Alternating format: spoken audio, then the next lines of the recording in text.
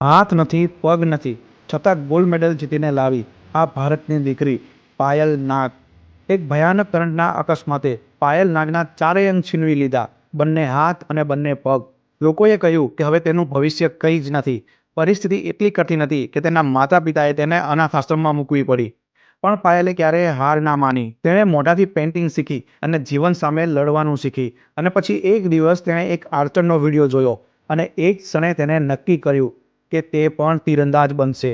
ખાસ રીતે બનાવેલા પ્રોસ્ટેટિક્સ અને પોતાના મોઢાની મદદથી તેણે આર્ચરીની પ્રેક્ટિસ શરૂ કરી અને જે અશક્ય લાગતું હતું તેને શક્ય કરી બતાવ્યું. આજે માત્ર 18 વર્ષની ઉંમરે પાયલ નાગે પોતાના પ્રથમ જ સિનિયર આંતરરાષ્ટ્રીય મુકાબલામાં બેંકોક વર્લ્ડ આર્ચરી પેરા સિરીઝમાં ગોલ્ડ મેડલ જીતી સમગ્ર દુનિયાને ચોંકાવી દીધા.